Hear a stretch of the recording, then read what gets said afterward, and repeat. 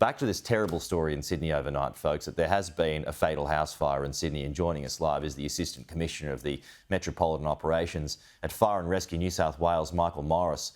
Michael, as I mentioned, a terrible story that you and your crews and others there have had to confront this morning. Just how bad was it? Arriving police and firefighters were confronted with a very confronting scene of a well-advanced fire with a number of people who had self-evacuated with various injuries. They immediately provided assistance to those occupants along with the paramedics and then commenced the firefighting and operations internally to the building, and unfortunately have located 2 deceased within the property. And how many other injuries, just to be sure, how many other injuries and people taken to hospital? Do you know, Michael? Yeah, so there are a number of other people taken to hospital, and at this stage we have 1 other adult and 1 child remaining in a critical condition, with several others under observation. Look, I know it's the early stages, Michael. Any idea what caused it?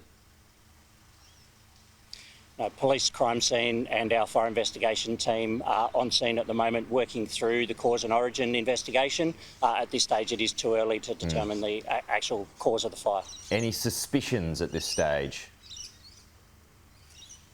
Far too early in the investigation to tell. As I said, we'll work throughout the day to determine where the fire actually started. Understood. I mean, we've seen some of the pictures of that house alight overnight. Just how big was it? The fire was very well advanced on arrival and, as we call it, fully involved. So all rooms of the house were fully involved in fire at one point. Was there any damage on neighbouring properties as well? Was it looking as though it could have spread? Fortunately, the efforts of the firefighters have prevented it from having any impact on the surrounding neighbours. How quickly were you able to get there, Michael? The first fire truck was on scene within approximately 5 minutes of the initial 000 call, so a very rapid response. Unfortunately, despite their best efforts, it wasn't going to make any difference to this outcome.